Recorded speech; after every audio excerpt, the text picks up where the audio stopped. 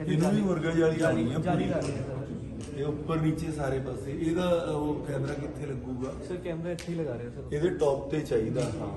And ਇੱਕ ਜਿਹੜਾ 15ਵਾਂ table ਹਰ round ਚੋਂ ਇੱਕ ਰੈਂਡਮ ਆਬਜ਼ਰਵਰ ਨੇ ਚੁੱਕਣੀ ਹੁੰਦੀ ਹੈ। ETBPS ਦਾ ਟੇਬਲ ਖਾਲੀ ਹੋ ਜਾਣਾ ਸਰ। ETBPS ਵੀ ਹੈ 170 ਉਹ ਖਾਲੀ ਹੋ ਜਾਣਾ, ਉਹ ਉੱਥੇ ਕਰ ਲੈਣਾ। ਪਲਾਨ ਕਰ ਲਓ ਮਤਲਬ ਉਹ सर नहीं है सर, ये वाले टेबल पे तो कैंडिडेट्स बैठे हैं ना, बैक साइड ते बैठे और सर ये ने बाकी ਉਹਨਾਂ ਦੇ ਤੇ ਪੂਰਾ ਟਾਈਮ ਤੁਹਾਡੀ ਡਿਊਟੀ ਹੁੰਦੀ ਹੈ ਕਿ ਕੋਈ ਹੋਰ ਵੀ ਹੁੰਦਾ?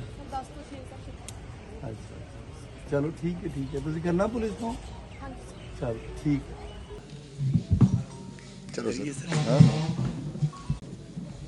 ਇਹ ਕਾਮਨ ਹੈ ਸਰ ਸਿਕਿਉਰਿਟੀ ਬਾਰੇ।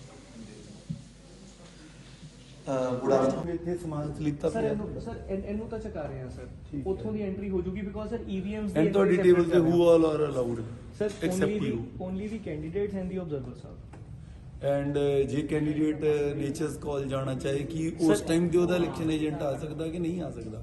ਸਰ ਆ ਸਕਦਾ ਹੈ sir, but at a time ਸਿਰਫ ਇੱਕ ਬੰਦਾ ਅਲਾਉ ਕਰਾਂਗੇ ਇੱਕ sir। ਬੰਦਾ ਹੋਊਗਾ ਜਾਂ ਜੀ sir। ਕੈਂਡੀਡੇਟ ਔਰ ਹੀਜ਼ ਜੀ ਇਲੈਕਸ਼ਨ sir। ਨਾਟ ਕਾਊਂਟਿੰਗ ਏਜੰਟ। ਮੈਂ ਜਸਟ ਰੀਕਨਫਰਮ ਤਾਂ ਕਰ ਰਿਹਾ, ਮੈਂ ਰੀਡ ਨਹੀਂ ਹੁੰਦਾ। Sir, only the candidate or his election agent, or he can even depute somebody else sir in writing.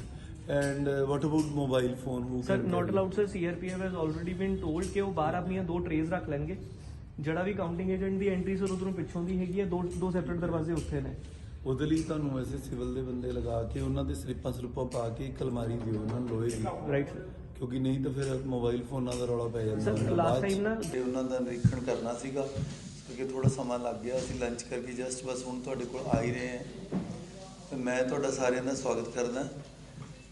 ਅੱਜ ਬਰੀਫਿੰਗ ਕਰਨ ਦਾ ਇਹ ਭਾਵ ਸੀਗਾ ਕਿਉਂਕਿ 10 ਤਰੀਕ ਨੂੰ ਤਾਂ ਐਕਚੁਅਲ ਕਾਊਂਟਿੰਗ ਹੋ ਹੀ ਜਾਣੀ ਹੈ। ਅਗਰ ਕੱਲ ਨੂੰ ਕੋਈ ਬਰੀਫ ਕਰਦੇ ਤਾਂ ਉਹ 10th ਮਾਰਨਿੰਗ ਨੂੰ ਜਦੋਂ ਨੂੰ ਛਪਦਾ ਬਾਈ ਦਾ ਟਾਈਮ ਤਾਂ ਇਲੈਕਸ਼ਨ ਦੇ ਰਿਜ਼ਲਟ ਹੀ ਆਉਣੇ ਸ਼ੁਰੂ ਹੋ ਜਾਣੇ ਹੈ।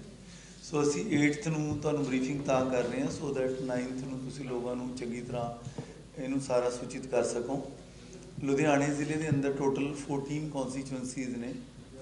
ਇਹ 14 ਕੌਂਸਟੀਚੁਐਂਸੀਜ਼ ਜਿਹੜੀਆਂ ਹੈਗੀਆਂ ਨੇ ਸਾਰੇ ਦੇ ਸਾਰੇ ਦੀਆਂ ਜਿਹੜੀਆਂ EVMs ਹਨ ਉਹ 20 ਫਰਵਰੀ ਨੂੰ ਵੋਟਾਂ ਪੈਣ ਤੋਂ ਬਾਅਦ 2979 ਪੋਲਿੰਗ ਬੂਥਸ ਦੀਆਂ ਪੂਰੀਆਂ ਜਿਹੜੀਆਂ EVMs ਨੇ ਔਰ VVPAT ਨੇ ਉਹਨਾਂ ਦੇ ਜਿਹੜੇ ਸਟਰੋਂਗ ਰੂਮਸ ਨੇ ਉਹ ਸਾਰੇ ਦੇ ਸਾਰੇ ਲੁਧਿਆਣਾ ਸ਼ਹਿਰ ਦੇ ਅੰਦਰ ਬਣਾਏ ਗਏ ਨੇ। ਇਹ ਜਿਹੜੇ ਹੈਗੇ ਆ 8 ਬਿਲਡਿੰਗਸ ਦੇ ਅੰਦਰ ਸਾਡੇ ਸੈਂਟਰ ਨੇ। ਇਹਨਾਂ ਚੋਂ ਪੰਜਾਬ ਐਗਰੀਕਲਚਰ ਯੂਨੀਵਰਸਿਟੀ 'ਚ 4, ਗੁਰੂ ਨਾਨਕ ਦੇਵ ਇੰਜੀਨੀਅਰਿੰਗ ਕਾਲਜ 'ਚ 2, SCD college for men and women ਹੁਣ ਤਾਂ ਦੋਨੇ ਹੀ ਹੋ ਗਿਆ, ਉੱਥੇ 2 ਜਗ੍ਹਾ ਦੀ ਕਾਊਂਟਿੰਗ ਹੋਣੀ ਹੈ। ਆਰੀਆ ਕਾਲਜ ਜਿਹੜਾ ਹੈਗਾ ਇੱਥੇ ਇੱਕ ਸੈਂਟਰ ਬਣੇਗਾ ਕਾਊਂਟਿੰਗ ਦਾ। ਇਸੇ ਤਰ੍ਹਾਂ ਹੀ KVM ਸਕੂਲ ਦਾ ਜਿਹੜਾ ਹਾਲ ਹੈਗਾ ਉੱਥੇ ਇੱਕ, ਗਵਰਨਮੈਂਟ ਕਾਲਜ ਫॉर ਔਮਨ ਇੱਥੇ ਇੱਕ ਹੈ, ਜਿਹੜਾ ਪੋਲੀਟੈਕਨਿਕ ਹੈ ਸਾਡਾ SRS ਇੱਥੇ ਇੱਕ ਹੈ, Khalsa senior secondary school for girls ਇੱਥੇ ਇੱਕ ਹੈ, ਮਾਲਵਾ ਕਾਲਜ ਫॉर ਔਮਨ ਇੱਥੇ ਇੱਕ ਹੈ। ਸੋ ਟੋਟਲ 14 ਸੈਂਟਰਾਂ ਦੀ ਜਿਹੜੀ ਹੈਗੀ ਹੈ 57 ਦਾਖਾ ਤੋਂ ਲੈ ਕੇ 70 ਜਗਰਾਵਾਂ ਤੱਕ ਜਿਹੜੀ ਕਾਊਂਟਿੰਗ ਹੋਣੀ ਹੈ। ਇਹ ਕਾਊਂਟਿੰਗ 10 ਤਰੀਕ ਨੂੰ ਸਵੇਰੇ 8 ਵਜੇ ਸ਼ੁਰੂ ਹੋਣੀ ਹੈ। ਜਿਹੜਾ ਸਾਡਾ ਪੋਲਿੰਗ ਪਰਸਨਲ ਹੈਗੇ ਨੇ ਉਹਨਾਂ ਦੀ ਅਸੀਂ ਹੁਣ ਤੱਕ ਜਿਹੜੇ ਟੋਟਲ ਪੋਲਿੰਗ ਪਰਸਨਲ ਅਸੀਂ ਲਗਾਏ ਨੇ ਹਰ ਇੱਕ ਕੌਂਸਟੀਚੁਐਂਸੀ 14 ਕੌਂਸਟੀਚੁਐਂਸੀਆਂ ਦੇ ਵਿੱਚ ਕਿਉਂਕਿ 14 ਟੇਬਲ ਲੱਗਣੇ ਨੇ ਤਾਂ ਇਸ ਹਿਸਾਬ ਨਾਲ ਇੱਕ ਕੌਂਸਟੀਚੁਐਂਸੀ ਜਿਹੜੀ ਹੈਗੀ ਹੈ ਉਹਦੇ ਅੰਦਰ ਅਸੀਂ ਜਿਹੜੇ ਹਨ 14 ਟੇਬਲਾਂ ਦੇ ਉੱਪਰ ਹਰ ਇੱਕ ਟੇਬਲ ਦੇ ਉੱਪਰ ਇੱਕ ਕਾਊਂਟਿੰਗ ਸੁਪਰਵਾਈਜ਼ਰ ਹੈ, ਇੱਕ ਕਾਊਂਟਿੰਗ ਅਸਿਸਟੈਂਟ ਹੈ ਔਰ ਇੱਕ ਕਾਊਂਟਿੰਗ ਮਾਈਕਰੋ ਆਬਜ਼ਰਵਰ ਹੈਗਾ। ਸੋ ਇਹ ਜਿਹੜਾ ਸਟਾਫ ਟੋਟਲ ਬਣਦਾ ਹੈਗਾ ਇਨਕਲੂਡਿੰਗ 50% ਰਿਜ਼ਰਵ 882 ਬੰਦੇ ਜਿਹੜੇ ਪਿਓਰਲੀ ਕਾਊਂਟਿੰਗ ਡਿਊਟੀ ਤੇ ਲਗਾਏ ਗਏ ਨੇ। ਇਸ ਤੋਂ ਇਲਾਵਾ ਬਹੁਤ ਸਾਰਾ ਸਟਾਫ ਜਿਹੜਾ ਹੈਗਾ ਹਰ ਇੱਕ ਟੇਬਲ ਦੇ ਉੱਪਰ 2-2 ਬੰਦੇ ਕੈਰੀ ਕਰਦੇ ਨੇ। 28 ਨੂੰ 14 ਨਾਲ ਹੋਰ ਗੁਣਾ ਕਰ ਲਓ। ਜਿਹੜੇ ਬਹੁਤ ਸਾਰੇ ਜਿਹੜੇ ਕਲਾਸ 4 ਇੰਪਲੋਈਜ਼ ਨੇ ਟੂ ਕੈਰੀ ਦਾ EVMs ਉਹਨਾਂ ਦੀ ਡਿਊਟੀ ਹੈ। ਔਰ ਉਸ ਤੋਂ ਇਲਾਵਾ ਬਹੁਤ ਸਾਰਾ ਸਪੋਰਟ ਸਟਾਫ ਔਰ IT ਪਰਸਨਲ ਜਿਹੜੇ ਹੈਗੇ ਨੇ ਕਿਉਂਕਿ ਇਸ ਵਾਰ ਜਿਹੜਾ ਡਾਟਾ ਹੈਗਾ ਉਹ ਨਾਲ ਦੀ ਨਾਲ ਐਨਕੋਰ ਕਰਕੇ ਇੱਕ ਇਲੈਕਸ਼ਨ ਕਮਿਸ਼ਨ ਦਾ ਸੌਫਟਵੇਅਰ ਹੈ ਉਸ ਦੇ ਵਿੱਚ ਉਹ ਡਾਟਾ ਸਾਰਾ ਫੀਡ ਹੋਣਾ ਹੈਗਾ, ਉਹਦੇ ਲਈ IT ਪਰਸਨਲ ਲਗਾਏ ਗਏ ਨੇ। ਇਸ ਤੋਂ ਇਲਾਵਾ CP ਸਾਹਿਬ ਤੁਹਾਨੂੰ ਜ਼ਿਆਦਾ ਡਿਟੇਲ ਦੇ ਵਿੱਚ ਦੱਸਣਗੇ। 3 ਲੇਅਰ ਸਿਕਿਉਰਿਟੀ ਜੋ ਪਹਿਲਾਂ ਜਿਸ ਤਰ੍ਹਾਂ ਸੀਗੀ ਇਨਰ ਲੇਅਰ CAPF ਦੀ ਜਿਹੜੀ, ਉਸ ਤੋਂ ਇਲਾਵਾ ਇੰਟਰਮੀਡੀਏਟ ਲੇਅਰ ਹੈ, ਸੈਕੰਡ ਲੇਅਰ ਹੈਗੀ ਹੈ ਉਹ ਸਟੇਟ ਆਰਮਡ ਪੁਲਿਸ PAP ਦੀ ਹੈ, ਆਊਟਰ ਜਿਹੜੀ ਲੇਅਰ ਹੈਗੀ ਹੈ ਉਹ ਲੋਕਲ ਪੁਲਿਸ ਦੀ ਹੈ। ਆਈ ਲੀਵ ਇਟ ਐਟ ਦੈਟ। ਔਰ ਜ਼ਿਆਦਾ ਡਿਟੇਲਸ CP ਸਾਹਿਬ ਇਸ 'ਤੇ ਦੇਣਗੇ ਤੁਹਾਨੂੰ, ਬਟ ਮੋਟੇ ਤੌਰ 'ਤੇ ਇਹ ਹੈਗਾ ਕਿ ਉਸ ਦਿਨ no mobiles are allowed inside except for the observer, ਜਾਂ ਇੱਕ ਮੋਬਾਈਲ ਆਫ ਕਰਕੇ ਰਿਟਰਨਿੰਗ ਆਫਿਸਰ ਕੇਵਲ ਲਿਜਾ ਸਕਦੇ ਨੇ। ਉਹ ਵੀ ਜਿਹੜੀ ETPBS ਨੇ, ਫੌਜੀਆਂ ਦੇ ਜਿਹੜੇ ਇਲੈਕਟ੍ਰੋਨਿਕਲੀ ਟਰਾਂਸਮਿਟਡ ਪੋਸਟਲ ਬੈਲਟ ਪੇਪਰ ਆਉਂਦੇ ਨੇ, ਉਹਨਾਂ ਦਾ ਇੱਕ OTP ਆਉਂਦਾ ਜਦੋਂ ਉਹਨਾਂ ਨੂੰ ਕਾਊਂਟ ਕਰਨਾ ਹੁੰਦਾ। No one will be allowed entry without I cards। ਮੇਰੀ ਮੀਡੀਆ ਪਰਸਨਸ ਨੂੰ ਵੀ ਬੇਨਤੀ ਹੈ ਕਿ ਤੁਹਾਡਾ ਜਿਹੜਾ ਯੈਲੋ ਕਲਰ ਦਾ ਜਿਹੜਾ ECI ਵੱਲੋਂ ਪ੍ਰਵਾਨਿਤ ਤੁਹਾਡਾ ਆਇਡੈਂਟੀਟੀ ਕਾਰਡ ਹੈ, it has been circulated to all security agencies, all returning officers as well as observers। So kindly ਆਪਣਾ ECI ਦਾ ਜਿਹੜਾ ਆਇਡੈਂਟੀਟੀ ਕਾਰਡ ਹੈ ਉਹਨੂੰ ਜ਼ਰੂਰ ਤੁਸੀਂ ਕੈਰੀ ਕਰਨਾ। ਮੀਡੀਆ ਪਰਸਨਸ ਜਿਹੜੇ ਹੈਗੇ ਇੱਕ ਸਪੈਸੀਫਾਈਡ ਲਾਈਨ ਤੱਕ ਔਰ ਇੱਕ ਪਰਟੀਕੂਲਰ ਟਾਈਮ ਪੀਰੀਅਡ 'ਤੇ ਹਰ ਇੱਕ ਜਗ੍ਹਾ 'ਤੇ ਤੁਹਾਡਾ ਮੀਡੀਆ ਸੈਂਟਰ ਬਣਿਆ ਹੋਏਗਾ। ਤੁਹਾਨੂੰ ਜਿਹੜੇ ਰਿਟਰਨਿੰਗ ਆਫਿਸਰ ਨੇ ਉਹ DPRO ਸਾਹਿਬ ਤੁਹਾਡੇ ਨਾਲ ਤਾਲਮੇਲ ਕਰਨਗੇ। ਆਫਟਰ ਰੈਗੂਲਰ ਇੰਟਰਵਲਸ ਜਿਹੜਾ ਹੈਗਾ ਤੁਹਾਨੂੰ ਅੰਦਰ ਲਿਜਾਇਆ ਜਾਏਗਾ। ਅੰਦਰ ਲਿਜਾ ਕੇ ਪਰਟੀਕੂਲਰ ਮਸ਼ੀਨ ਦੇ ਅੰਦਰ ਕੀ ਵੋਟਸ ਆ ਰਹੀਆਂ ਨੇ ਉਹਦੀ ਫਿਲਮਿੰਗ ਨਹੀਂ ਅਲਾਊਡ ਹੋਏਗੀ, ਬਟ ਓਵਰਆਲ ਜਨਰਲ ਸ਼ਾਟਸ ਜਿਹੜੇ ਹੈਗੇ ਤੁਸੀਂ ਲਿਜਾ ਸਕਦੇ ਹੋ। ਔਰ ਅੰਦਰ ਸਿਰਫ ਹੈਂਡ ਹੈਲਡ ਕੈਮਰਾਜ਼ ਲਿਜਾਏ ਜਾ ਸਕਦੇ ਆ। ਕੋਈ ਟ੍ਰਾਈਪੋਡਸ ਜਾਂ ਇਸ ਤਰ੍ਹਾਂ ਦੀ ਸਟੇਸ਼ਨਰੀ ਕੋਈ ਇਕੁਪਮੈਂਟ ਜਾਂ ਮੋਬਾਈਲ ਫੋਨਸ ਜਿਹਦੇ ਨਾਲ ਕਿ ਬਾਹਰ ਕਮਿਊਨੀਕੇਸ਼ਨ ਹੋ ਸਕੇ, ਉਹ ਜਿਹੜੀਆਂ ਚੀਜ਼ਾਂ ਉਹ ਅੰਦਰ ਅਲਾਊਡ ਨਹੀਂ ਹੋਣਗੀਆਂ। ਇਸ ਤੋਂ ਇਲਾਵਾ ਸਭ ਤੋਂ ਵੱਡੀ ਤੁਹਾਡੀ ਕਿਉਰਿਓਸਿਟੀ ਉਹ ਹੋਏਗੀ ਕਿ ਸਾਨੂੰ ਰਿਜ਼ਲਟਸ ਦਾ ਕਿੱਦਾਂ ਪਤਾ ਲੱਗੇਗਾ। ਜਦੋਂ ਹੀ ਅੰਦਰੋਂ ਰਾਊਂਡ ਵਾਈਜ਼ ਰਿਜ਼ਲਟ ਆਉਂਦੇ ਨੇ, ਜਿਹੜੀ ਤੁਹਾਡਾ ਮੀਡੀਆ ਸੈਂਟਰ ਹੈਗਾ ਉੱਥੇ ਇਹ ਰਿਜ਼ਲਟ ਡਿਸਕਲੋਜ਼ ਕੀਤਾ ਜਾਏਗਾ। ਸਾਰੇ ਰਿਟਰਨਿੰਗ ਆਫਿਸਰਸ ਨੂੰ ਕਿਹਾ ਗਿਆ ਕਿ ਉੱਥੇ ਇੱਕ LED ਤੁਹਾਡੀ ਲਗਾ ਦਿੱਤੀ ਜਾਵੇ ਜਿਸ 'ਤੇ ਕਿ ਉਹ ਅਪਡੇਟ ਕਰਦੇ ਰਹਿਣਗੇ। ਇਸ ਤੋਂ ਇਲਾਵਾ ਮੈਂ ਵੀ ਹਰ ਇੱਕ ਰਾਊਂਡ 'ਤੇ ਆਈ ਪ੍ਰੋਮਿਸ ਯੂ ਕਿ ਮੈਂ ਆਪਦੇ ਫੋਨ ਤੋਂ ਜਦੋਂ ਮੇਰੇ ਕੋਲ ਕੰਪਾਈਲ ਹੋ ਕੇ ਰਾਊਂਡ ਵਾਈਜ਼ ਡਾਟਾ ਆਉਂਦਾ ਤਾਂ ਮੈਂ ਰੈਗੂਲਰਲੀ DPRO ਸਾਹਿਬ ਨੂੰ ਦਿੰਦਾ ਰਹੂੰਗਾ। ਉਹ ਅੱਗੇ ਜਿਹੜਾ ਹੈਗਾ ਤੁਹਾਨੂੰ ਫੀਡਬੈਕ ਦਿੰਦੇ ਰਹਿਣਗੇ। ਔਰ ਇਸ ਤੋਂ ਇਲਾਵਾ ਇੱਕ ਕੰਪਨੀ ਕੋਲ ਐਕਸਟਰਾ ਹੈਗੀ ਸਰ, ਇਹ ਹੈਗਾ ਕਿ ਮੈਂ ਉਹਦਾ ਲਿੰਕ ਜਿਹੜਾ ਹੈਗਾ ਇਸ ਵਾਰ DPRO ਸਾਹਿਬ ਨੂੰ ਭੇਜਤਾ।